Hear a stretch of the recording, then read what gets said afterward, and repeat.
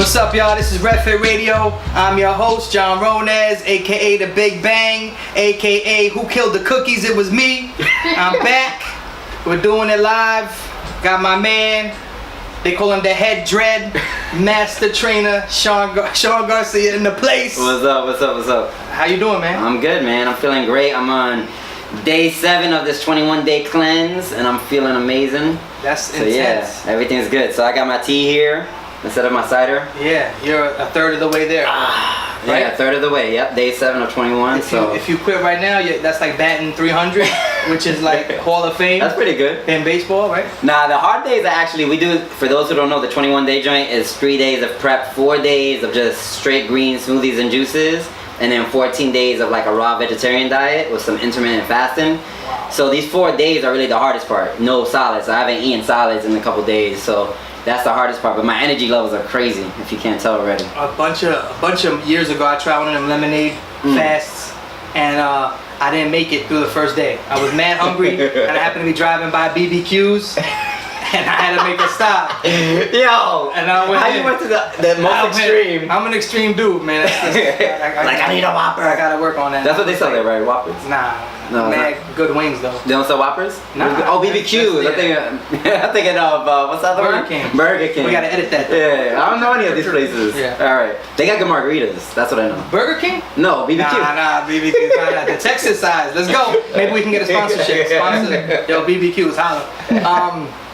Yeah, so this week we're talking about kettlebells. Alright, yep. One of my favorites. You have one right there. Gotta have one on the table. We talking about it, yeah. It's a light one though. It's just a 12 kg, a 25 pounder. Oh yeah, light. Nice. It's a strong table. The starting weight, yeah. Yeah, so I have a bunch of people that hit me up with questions. Nice. Are you ready to get into this? Yeah, let's do it.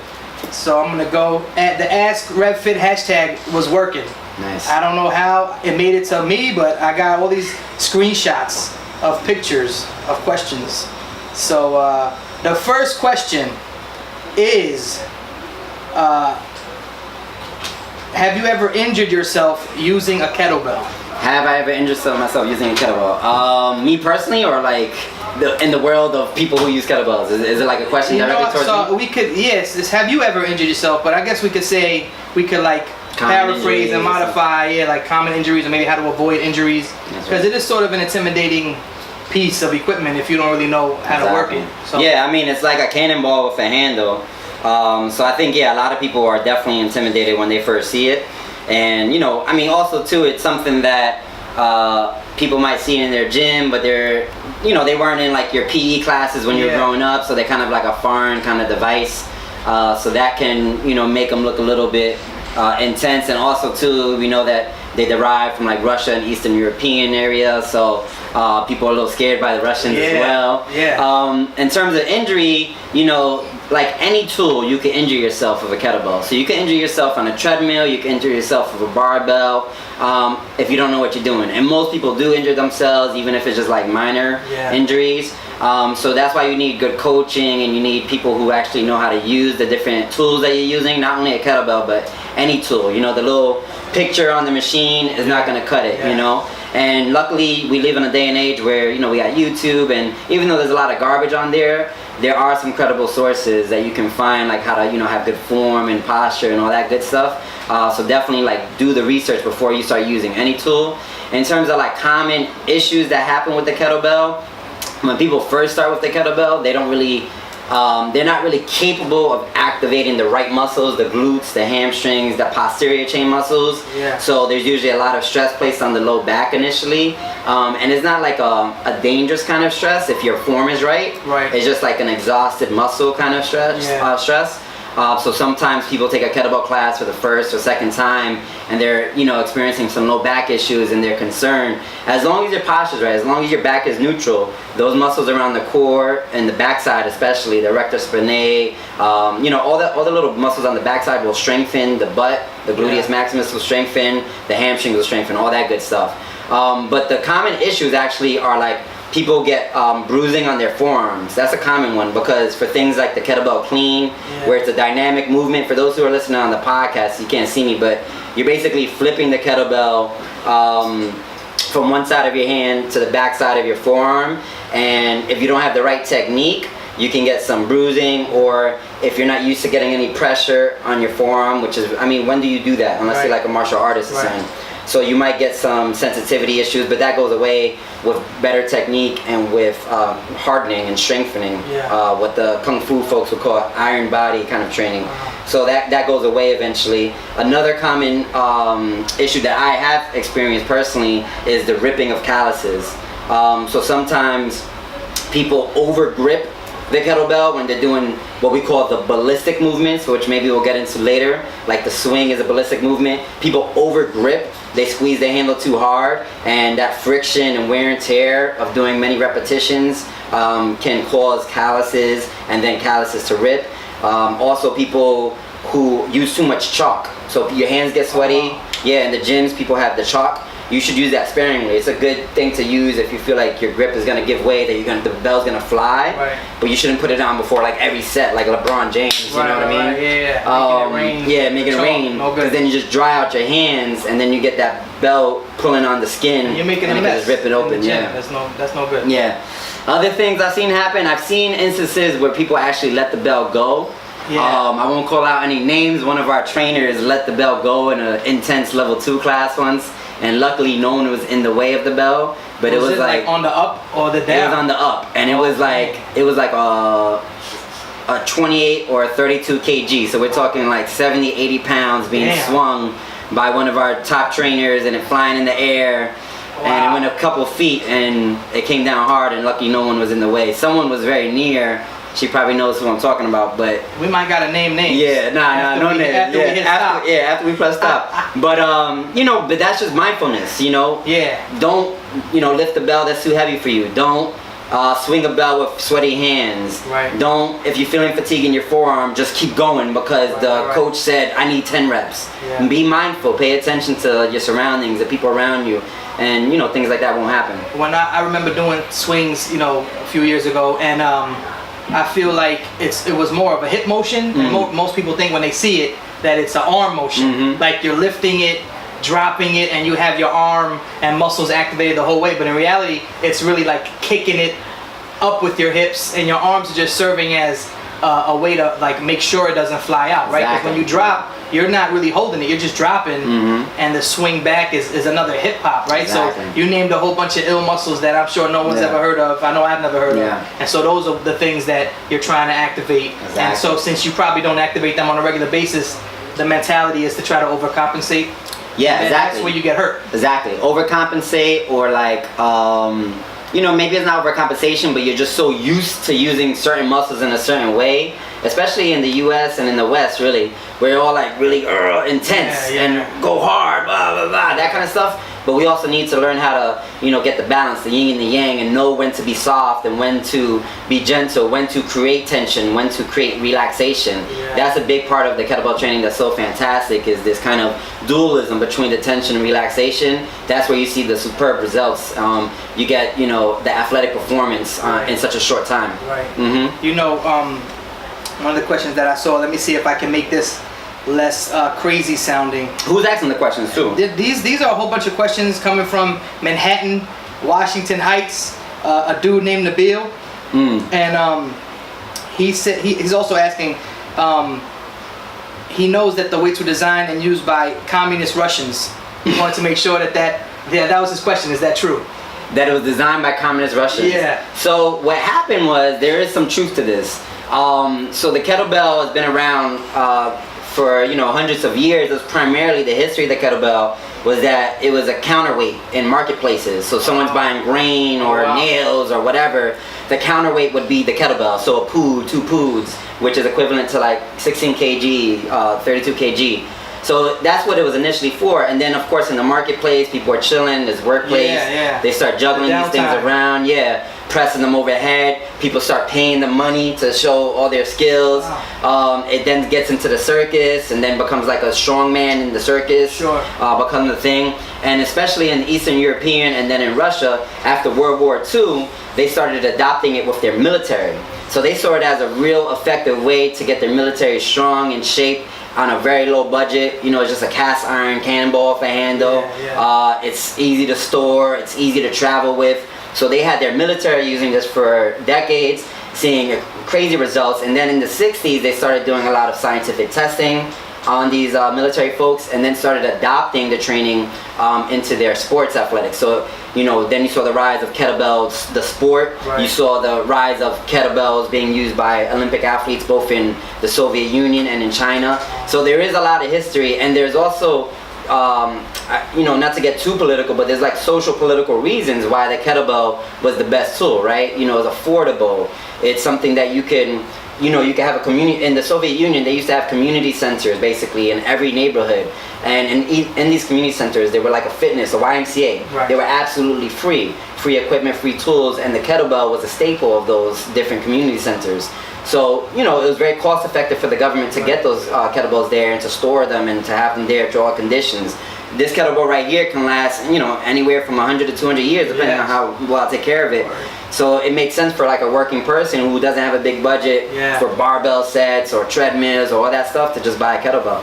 And so, I know movement is critical. What about weight? Because you're saying 80 pounds. I couldn't imagine swinging 80 pounds the way I was told I need to swing it. So, that's intense. The mentality in like the Western world is max weight, get big, get crazy. Is that the same sort of thing after you've mastered the movement? Yeah, so you could buy we have recommendations for like entry weights that are gonna be like a good enough challenge.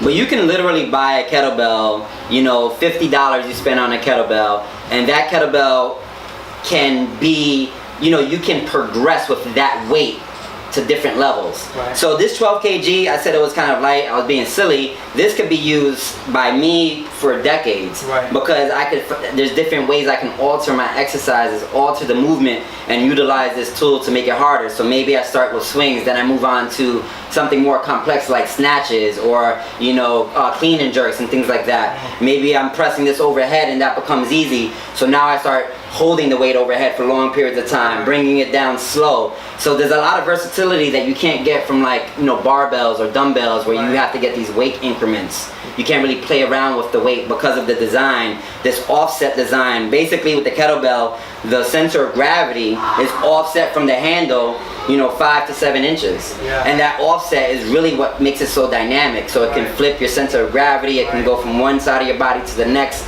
just like that. While a dumbbell or barbell, which are great tools as well, the center of gravity is equal on both sides, and it's center with the handle. Right. So it's a different kind of challenge. Yeah. That's crazy.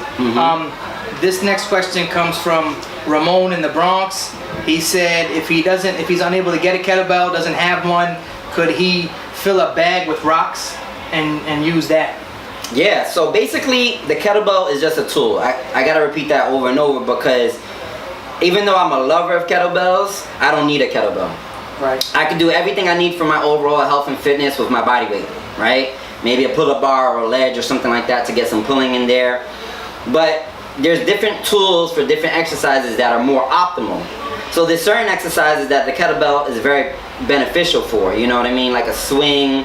I'm not gonna be, it's not easy for me to swing a bag full of a bunch of rocks. Depending on the shape of the bag and the size, it's not as easy as a kettlebell. It might not be easy to travel with a bag of rocks if I'm going from place to place or I want to bring it to work. It might not be socially acceptable. So, you could, yes, you definitely could use a bag of rocks. A sandbag is my new favorite tool. Really? Yeah, above everything else, a sandbag. Very simple design, but the displacement of the weight is amazing. We could do a different show on that. So you could use that. You could do, like for a Turkish get-up, for those who know what that is, that's where you're coming from the floor in like a fetal position and going through certain progressions to get to overhead standing position.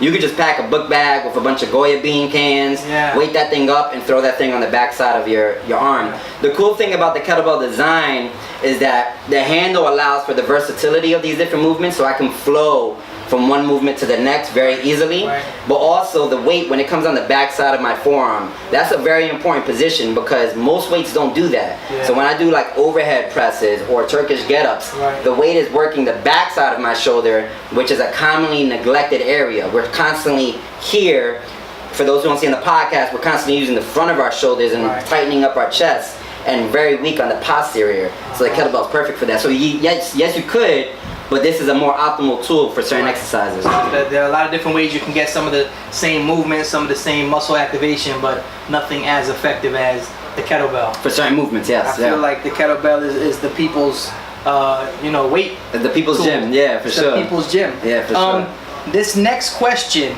comes from Melinda in Ohio.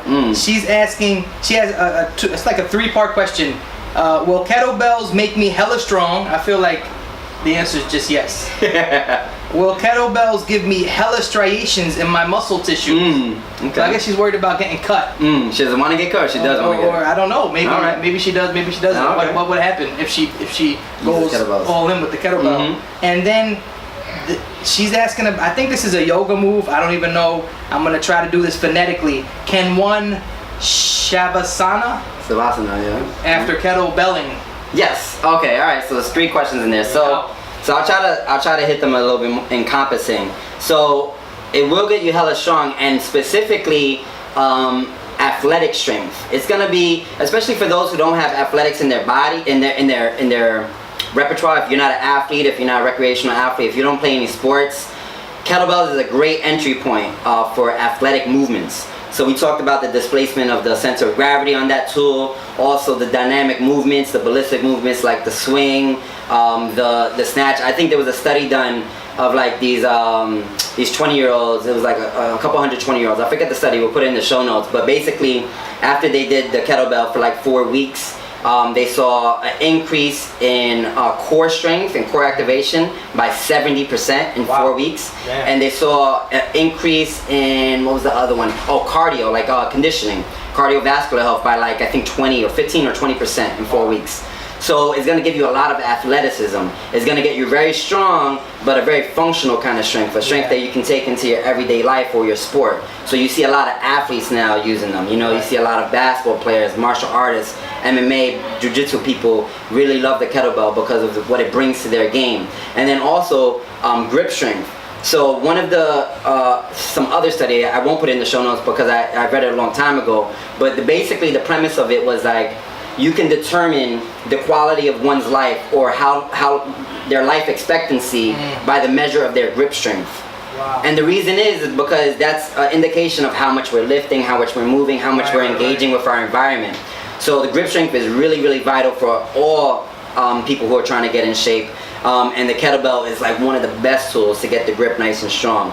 Now, in terms of like, you know, putting on mass, the kettlebell, you can do it. You can put on weight, you can get bigger, you can get striations if you desire, but it's not the most optimal tool. Yeah. If I had to make a recommendation for like someone who's trying to do hypertrophy, weight gain, muscle gain, I would say barbells, or you know, go to a barbell program with some calisthenic work would be a more effective program. Right. You know, you could do it with the kettlebells, but the barbell would be a better tool for that purpose. Yeah. But if you're looking for athleticism, if you're looking for functional strength, if you're looking for that kind of deep inner core strength, the kettlebell is going to be your tool. Yeah, I know when you used to train me back in the day, the Turkish get-up is something I still do today. I mean, I'm not doing it with crazy weight or anything. I mean, I weigh a lot, so I have to lift myself up. But when I lay down next to my kids, when they go to bed, when I get up off the floor, that's how I get up. Yeah, use the technique of the Turkish get-up. Yeah, super functional. So y'all might need to YouTube Turkish get-up, or maybe I'll post a video doing a Turkish get-up. And then the Savasana. Oh, so like the deep relaxation. So you should do yoga after kettlebells. This is great. And some deep relaxation, some meditation. You created all this nice tension during your kettlebell workout. It's good to decompress and relax right afterwards. So that's a great technique. Yeah. Savasana. Yeah, Savasana. Savasana. Savasana. AKA Big Savasana. Corpse pose. Yeah, or we be in the gym and there's like 5 of us and like, you know, let's lift this weight kind of thing. And then like farmer's carries, we use real heavy weights for farmer's carries and all that kind of stuff. But, you know, those are good entry weights. So that's something to consider. Also, form, like you said, is you know, understanding quality movement is essential. So the weight doesn't need to increase, but your quality of movement should increase. So maybe when you start your kettlebell training, you know, you're swinging a little bit too much with your arms. That's okay in the beginning, but you want that quality to increase, so you want to eventually change that. Right. Oh, the lights came on. Let's turn those off in the other room. Turn the lights on, yeah. So you want to eventually change that. Or, you know, say you're doing a squat and you're not getting as deep on your squat. You know, you want to start getting better quality squats, getting deeper into your squats, getting more range of motion. Those kind of things are far more important to progress on than to progress on weights. Yeah, I've seen those videos of people doing some wild things in the gym. Yeah. You know, like in between, I don't even know the names of the machines, but they're like swinging and jumping up, looking like they're wilding out. Exactly. So the moral of the story, they have Pizza Fridays or something like that. So you know, I'm not gonna knock them. And Tootsie Rolls, all the Tootsie Rolls you can eat. That's a nice feature too. Yeah. So moral of the story, basically, Tootsie Rolls? Yeah, they got like a forever Halloween bowl of Tootsie Rolls when you walk in. It's like a self-fulfilling prophecy. Come eat these Tootsie Rolls while you work out, so you can stay fat while you work out. You're like, revolving door. yeah, it's nice. Good business model. They got kettlebells? I don't know, man. I haven't been there so long. I've been at. Kimberly says no kettlebells at Planet Fitness. You know, at New York Sports Club, they got the whole, they got the fly CrossFit section where they got the ropes. UXF zone. Yeah, the ropes. They got the kettlebells. All the things that most people ain't trying to mess with because they don't want to look stupid. Right. You know, because they don't really know what they're doing. Exactly. Usually the trainers are in there. Yeah, exactly. So I'm about to go. I'll make a video of me going in there. Yeah. And trying to get some help. See if people know what's going on. Taking over the zone. I want to see that. Get kicked out. I mean, you got good techniques, so you actually could probably show up. They'll probably see you coming in and like, oh, look at this dude. Exactly. That's and everywhere I go. That's what happens. And you do some crazy technique, and they're like, oh, where'd you learn that? Yeah, damn, look at that dude. Yeah. You know, I saw some like World's Strongest Man videos, and I was like, yo, I might need to become a strongest man. They are fat still. While they're like competing for the strongest man, I was like, I got the fat. Let me work on some powerlifting, and I saw like muscle what they gotta do to maintain, not the food, because the food I think I got that 20,000 calories in a day, but like you know the weights and how much they gotta work. That's intense, man. And I think a bunch of them do kettlebell stuff. When can people come down? I feel like they just need to come here. If they're in the tri-state area, they should just come here and get their kettlebell on. Well, that's right. There's not that many studios that are kettlebell dedicated spaces. Like we do other things, but we are definitely a kettlebell studio. You know, we have, I think there's like 3 to 4 dozen kettlebells ranging from all different weights. We run classes out of this particular studio, kettlebell related. I think currently at least 4 or 5 times a week, level 1s and level 2s. We also have some free entry level classes on Fridays. We're not the only kettlebell dedicated space in New York. There's a couple others, but they're very few and far between. You know, you'll go to CrossFits and they'll have kettlebells, but I'll tell you, there's some good people in CrossFit that are doing good things, but there's not that many good people doing good work with kettlebells. They do like the American style swing, which I'm a big opponent of. I do not think is very healthy for the shoulders. That's where you're swinging all the way overhead. Oh wow. I think that's really, really bad for the shoulders. You got to be a very advanced athlete and have good shoulder mobility for that. So the CrossFits, you know, they'll have them, but you know, they only have the best coaching associated with it. Right. Every CrossFit is different though. And then some of the other smaller studios, you know, there used to be one in Queens, but they're not around anymore. So I mean, there's probably like a handful of them, honestly, in New York City. Yeah. One of the biggest cities in the world, probably a handful of kettlebell dedicated spaces. So I see you being diplomatic here. No, but it's they gotta come here. Yeah, come here. Come here. We'll do a functional movement screen for you. We'll give you some entry level kettlebell classes. Your first class is free, and then you can just rock out from there. And don't be upset if your functional mobility test comes back terrible. I think the word miserable or like appalling was used on my report when I first, like literally no core strength was a direct quote I think from my report. I don't think that was true. I don't know, I didn't catch feelings though. I may have it's just baseline, you know what I mean? That's where your starting point is. No flexibility, all kinds of stuff. You just work up from there. Killing me.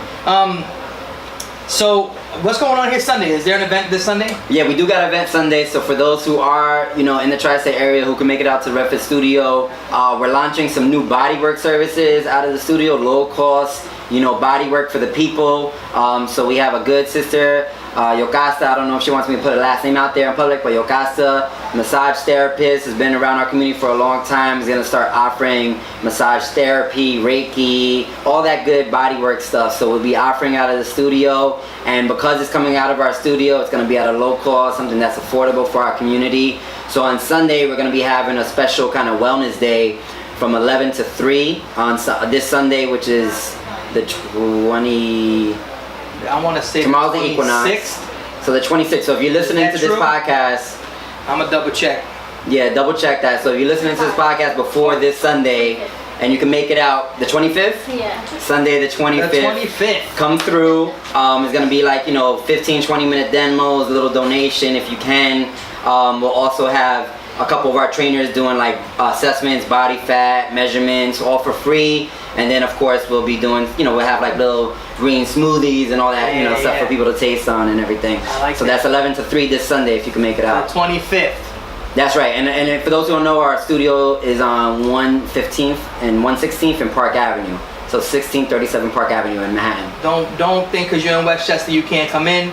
The Metro North stops right there. Get a little cardio going and take a walk 9 blocks down. Oh, and there's gonna be special offers. So she's already doing low cost, but she's doing a special entry offer. For her initial students who are gonna be taking advantage of it. So there's gonna be like a 20% discount off of all the packages, so people can take advantage of it that day. And we'll have an Instagram booth. Hold the kettlebell. That's right. We'll let you take a picture. And, nice, I like that. We'll take over like that. And it's family friendly. Family friendly, yes. definitely. Next week, what are we gonna talk about? What are we talking about? I don't know. What are we talking about? I feel like. What should we talk about? I was having a conversation at a family function yesterday about hygiene and how I read an article. Is this true? I swear. Or are you just making this up for TV? I swear on sweet baby Jesus that this is true. I read an article somewhere that taking showers is overrated. Okay. That, you're draining And your body from the fluoride, natural chlorine, water. Yeah, all that pineal gland damage, all that, right? Yeah. So why don't we talk about alternative hygiene Okay. next week? Yeah, great. I'll bring in my fluoride-free toothpaste. Yes. And I tried some deodorant that didn't have all them chemicals in. I smelled great, but I was sweating like Patrick Ewing at the free throw line. I haven't used deodorant, like regular over-the-counter deodorant, in 2 years as of next month. In October is my 2-year anniversary that I got off of deodorant, and so we'll talk about that for sure. Yeah, I made sunblock for my kids last summer, so you didn't put the SPF 90 on them? Nah, I don't even. There was no SPF, but there was mad beeswax and that natural rosemary oils and things. I never knew made SPF oil. Is natural though, yeah. So and they didn't get burned. So nice, so that's great. So like skincare, body care, all that hair care. Hair We care. need to talk about hair care. I got some experience with that. Yeah. All right, perfect. That's awesome. So that's dope. If you have questions about any kind of alternative hygiene, you just want to say hi, say what's up, ask questions about anything. Maybe you'll spark a future topic for another show. Hit us up. All social media outlets. #AskRevFit, and we will get your question, and you'll be shouted out and maybe receive something free in the mail one day. Maybe. Oh, yo, wasn't there someone commented on the post about last week's show? A question. We got time for one more question? Are we running close? We got time? All right, we got time. What about veggies? Yeah. What if like something about not liking veggies at all? Yeah. How do you? What was last week's topic? I forgot. We were talking about. We were talking why about. Why is it so hard to get rid of? Why is it so hard to lose weight? Oh, why is it hard to lose fat? That's right. Yeah, and how can you eat healthy? Oh, my man John, he said. Okay. How do I hate veggies? How do I eat healthy? Yeah, how do I eat healthy? And I remember I was at his house when I was younger. My mom used to do this, make veggies, but like mad butter. Yeah. And salt and stuff. Yeah, old school. Making it delicious. Yeah, definitely. So yeah, I mean that's definitely an option. Find out ways to make it, savory and delicious. Butter, oil, salt, pepper, whatever you're into. Whatever your diet restrictions allow you to do, go ahead and go for that. But there's something to. It's important for us to realize that our communities are under attack, right? Via fast food, sugary foods, our taste buds are under attack, our psychology, our livelihood, our kids are being killed, childhood obesity is at, like we said last week, all-time highs. And this is like assault. Yeah. We are literally being oppressed. There's environmental racism, these are food not racism. overstatements. Yes, this is like really happening. And in that process, we get infused with all these chemicals that throw off our taste buds and turn our palate off to actual real food. So you start eating real foods and it doesn't taste good. Right. I remember one time I was with one of my trainers, and I tell you, some trainers at my old company, I'm not even gonna talk about the name of it. I call it New York Sports Club. Hey, that company right there. I don't get no endorsements from them. They had 80% of their trainers eat fast food. You be in the trainer lounge, everyone's eating McDonald's, Subways, all this crazy stuff. And not to knock the trainers, it's just because we are all working class people. They all come from working class neighborhoods, so there's miseducation. And so I was like, yo, I gotta put you on some good vegan food. So I took him to the spot that I went every day. I loved it. Had peppers, onions, this crazy good sandwich. Yeah. And I had him eat it, and he was disgusted by it. Yeah. And I was like, my mind was blown. It's because his taste buds were so thrown off that he couldn't even receive the body flavor. chemicals aren't with the natural stuff. Exactly. They're craving the chemicals. So the first step I would say is find the few that you do like. The few veggies or fruits that you can stand. Yeah. Find those first. Maybe it's, carrots or oranges, whatever it is. It doesn't matter what it is. Find those few, start bringing into your diet daily.